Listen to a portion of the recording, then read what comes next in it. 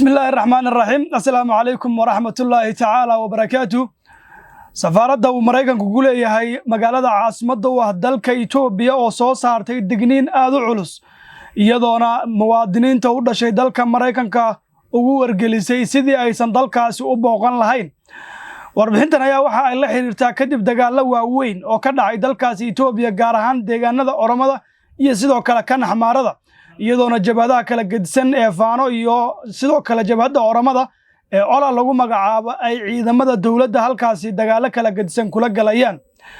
warbixinada sidoo kale barnaamijkeena saaxiibayaal aad ku maqli doontaan waxa ay tahay warbaahinta BBC-da laanta afka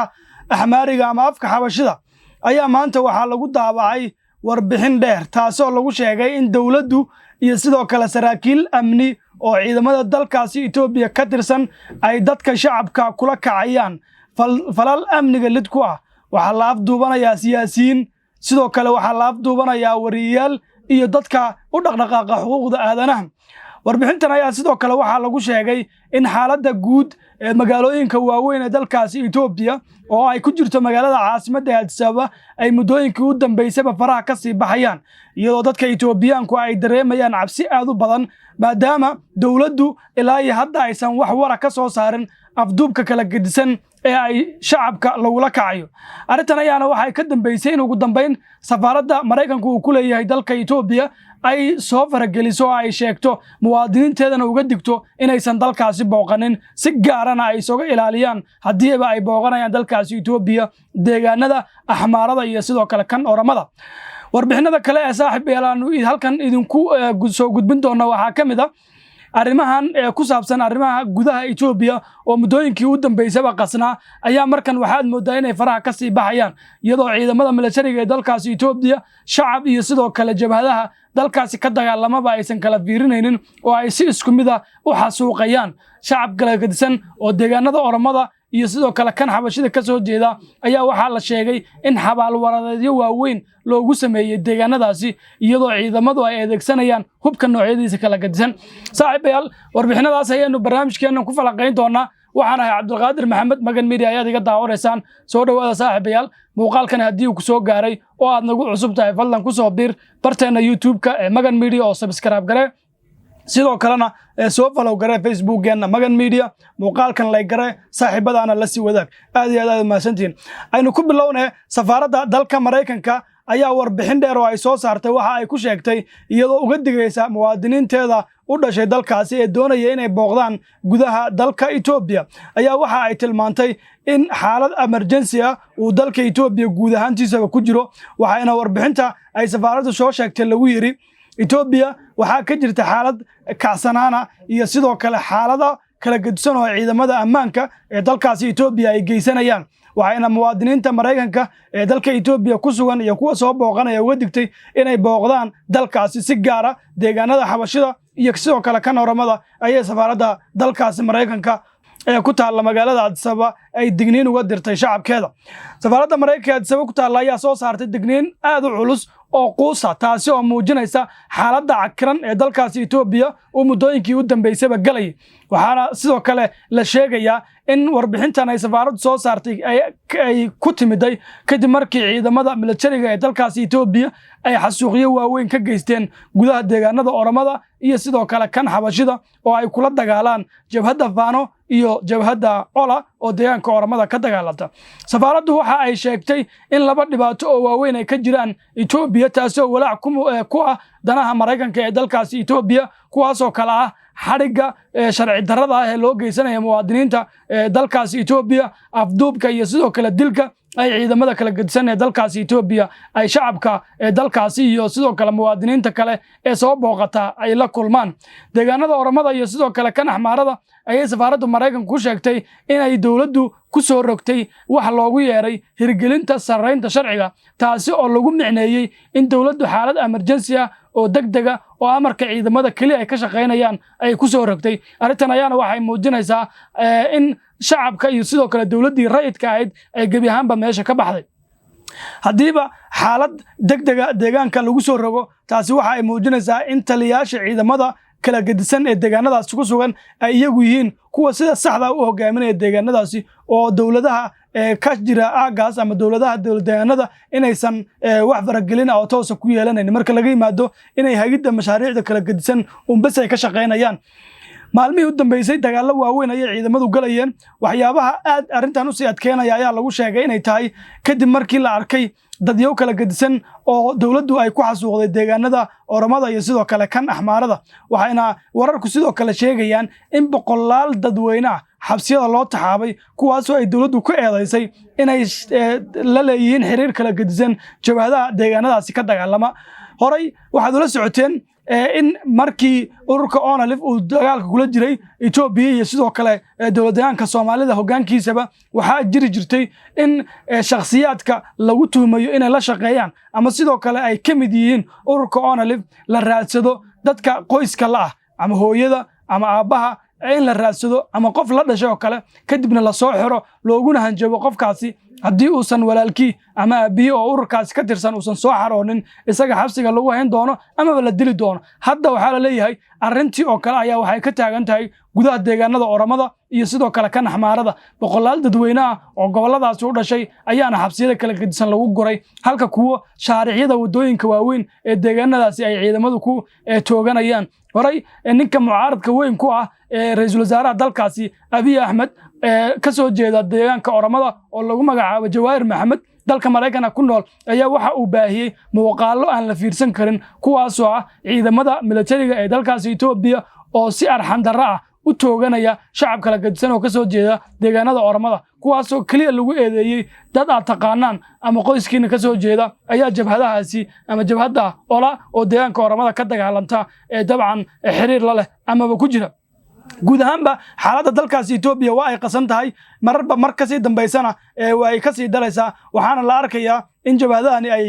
yeelanayaan awood military oo ku sugan gudaha deegaanadaasi iyadoo ciidamada militariga iyo sidoo kale kuwa deegaanada liu booliska loo yaqaano kaga adkaanaya gudaha deegaanadaasi dagaalada ay galeenna inta hadda la og yahay muddooyinkii u dambeysay ama 2 toddobaad u dambeysay ay jabhadahani awood ballaaran ku qabsadeen dhul aad u ballaaran haddaba isla wararka Ethiopia ayaynu ku sii soconaynaaye warbaahinta BBC-da qaybta afka Xabashiga ku hadasha ayaa maanta waxay daabacday warbixin dheer oo sidoo kale ay uga hadlayso xaaladda guud ee amni ee dalkaasi Ethiopia iyadoona walaac ka muujisay xaaladda ay ku sugan yihiin dadka Ethiopiaanka ee ku nool guud ahaanba dalkaasi Ethiopia warbixintan ayaa waxa lagu yiri dawladdu waxa ay geysanaysaa afduub iyo sidoo kale xasuuq waxayna ka aamusan tahay hoggaanka dalkaasi sidii arrintaas wax looga qaban lahaa tallaabooyinka dawladdu oo kaliya ma aha ayaa la yiri inay dadka ku abuurayaan cabsi balse sidoo kale waxay cabsi ku abuuri karaan baa la yiri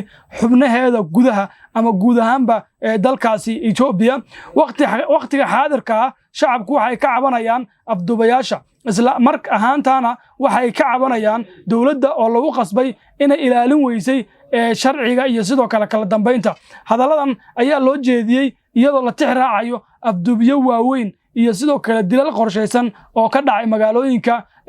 Oromada iyo sidoo kale magaalooyinka gobolka Axmaarada iyo sidoo kaleba magaalada caasimadda waa dalkaasi Ethiopia Addis Ababa qareeno arrintaasi ka hadlay ayaa waxa ay tilmaameen in muddooyinka ugu dambeysay afduubka sharci darrada ah ee ay ciidamada dawladdu u geysanayaan shacabka Ethiopiaanka ay aad u sii badanayso iyadoo dadka la afduubanaya ay isugu jiraan siyaasiyiinta mucaaradka ku ah dawladda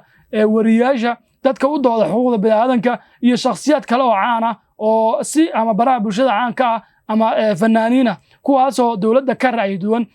waxayna markan dawladdu isticmaalaysaa awood military sida ay wararku aan helayna ay tilmaamayaanna waxa ay sheegayaan shakhsiyaadkan la afduubanayo qaarkood inaan ilaa iyo hadda la ogeyn halka lagu hayo iyo meesha ay ku xiran yihiin inay nool yihiin iyo inay geeriyoodaan warbixintan ay BBC-du qortay ayaa waxa ay ku sheegtay in ehelada dadka qaar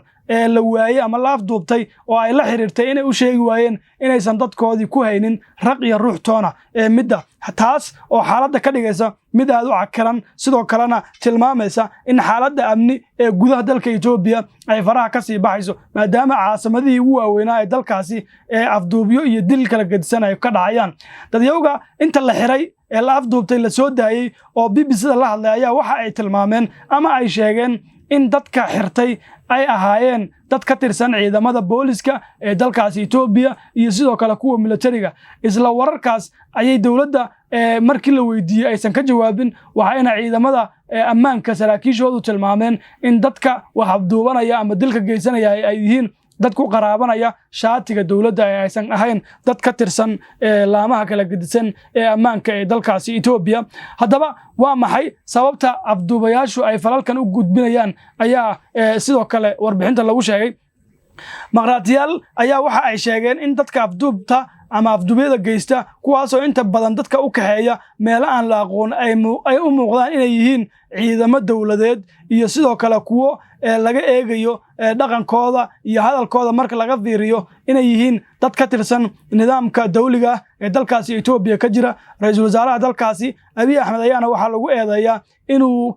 cid kasta oo systemkiisa dawladnimo ka soo horjeeda ama mucaarad ka ah uu kula dagaalamo gudaha dalkaasi oo uu miduu ka xiro oo xabsiga geeyo iyo miduu dilo uu ka dhigo arintaas ayaana cabsi ballaaran muujisay waxayna wararku tilmaamayaan in warbixinta ay safaaradda dalkaasi Mareykanka soo saartay maanta ee ay muwaadiniinteeda uga digayso inay u safraan dalka Itoobiya ay warbixintan sidoo kale hordhac u ahayd oo ay labadooduba ka maqraati kacayaan xaaladda qasan ee gudaha dalkaasi Itoobiya ka jirta Itoobiya deegaanada Oromada iyo Axmaarada xaaladdu waa ay qasan tahay mana degana falalka ka dhacana waxay hadda soo gaarayaan la leeyahay magaalada caasimadda Addis Ababa iyadoo halkaasi shakhsiyaadka dawladda ka raayi duwan guud ahaanba xabsiyada loo taxaabayo iyadoo sidoo kalena la ogeyn xabsiyada goonida ah ee ay dadku ay dawladdu sameysatay halka ay ku yaaleen afduubyadu waa ay soo badanayaan sidoo kale hay'adaha xuquuqda u dooda bilaadanka u dooda shakhsiyaad u shaqeeya ayaa hore deegaanada Oromada iyo kan Axmaarada loogu afduubtay iyadoona lacaga madax furasho kadib markii la ogaaday ay weydiisteen shakhsiyaadkaasi halkii ay ka soo jeedeen iyadoona dawladdu arintaas ilaa hadda aysan wax war ka soo saarin guud ahaanba xaalad dalkaas waa ay qasan tahay waxaadna moodaa jabhadda Ola iyo Faano inay markan si carcara ay dib ugu la soo noqdeen awoodii ay ku dhaxlahaayeen goboladaasi waxayna dagaalo waaweyn la galayaan ciidamada dawladda iyo sidoo kale kuwa liyu booliska ee deegaanada Oromada iyo Axmaarada dhinaca kale xaaladda gobolka Tigrayga ayaa iyaduna mid aan la saadaalin karin TPLF waxa ay sheeganaysaa in iyadu hoggaanka gobolkaas ay gacanta ku hayso wixii siyaasadana looga dambeyn doono halka dawladda Abiy Ahmedna ay dad si gooni ah ugu magacooday ay ku doonayso inay ku qabsato deegaankaasi waxaana la arkay heshiisyo kala gadsan oo TPLF iyo sidoo kale Eritrea ay galayeen maalmihii u dambeysay kuwaas oo ah iskaashi dhanka militariga markan Eritrea ayaa waxay ka faa'iideysanaysaa kala qoqobnaanta iyo kala jajabnaanta Itoobiyaanka iyadoona jabhadaha dalkaasi Itoobiya ka dagaalama taageero ballaaran oo dhanka ciidanka ah siinaysa siyaasad farqaha maamula dalka Eritrea ayaa markan ra'iisul wasaaraha dalka Itoobiya Abiy Ahmed la ciyaaraya ciyaar ka duwan midii uu la gali jiray ama siyaasad ka duwan midii uu la gali jiray ra'iisul wasaarihiisa isaga ka horeeyay isagoona markan u jeestay in Itoobiya uu kula dagaalamo gudaha deegaanada dalkaasi Itoobiya intii ay soo gaari lahaayeen xuduudda ay la wadaagaan Eritrea Itoobiya maalmihii u dambeysayba waxay ku celcelinaysay inay qabsan doonto dekedda Casab oo ka mid ah dekedaha waaweyn ee dalkaasi Eritrea taas oo xaaladda gobolka Geeska Afrika ka dhigaysa in mar kale dhiilo codad ay ka soo wajahan tahay iyadoona Itoobiya dhawaan ay ka soo baxday dagaalo ahli ah oo la gashay TPLF kuwaas oo ka dhacay gobolka waqooyiga Itoobiya ku yaala ee Tigrayga halkaas oo la sheegay in 800 oo kun oo qof dad ka badan ay ku nafwaayeen diyaaradaha droniska oo ay leeyihiin Ruushka iyo sidoo kale China iyo wadamada Turkiga iyo Imaaraadka oo Abiy Ahmed taageero ballaaran siinayay ayaana waxa ay xasuuqyo ka geysteen gobolada Axmaarada iyo sidoo kale kan Tigrayga halkaasi oo aysan u kala fiirinin shacab iyo sidoo kale ciidamada fallaagada ku ah ama ka soo horjeeda dawladda Abiy Ahmed taas ayaana keentay in markaan xaaladda banaantinimo iyo xaaladda amni ee gudaha dalkaasi Itoobiya in aad looga dayriyo lana tilmaamo xaaladdu inay markasta faraha ka bixi karto iyadoona hadda Itoobiya u muuqato in siyaasadeeda arrimaha guduhu ay mar kale ay noqonayso mid aan la isku haleyn karin saaxiibayaal aniga Cabdulqaadir Maxamed ayaa barnaamijkan idinla socodsiinaya Magan Media aad ka daawanaysaane nagu soo biira oo barteena YouTube-ka subscribe gareeya si aad ula socotaan warbixinada Soomaalida iyo kuwa caalamka oo aanu halkan si maalinle idinku soo gudbino haddii aad horey noola joogteena muuqaalkan like garay siina share garay oo saaxiibada la wadaag hadii kalena oo aad nagu cusub tahayna ku soo biir si aad warbixinadaasi si maalinle ula socoto intaan kulmi doona muuqaalkeena xiga sidaas iyo nabadgelyo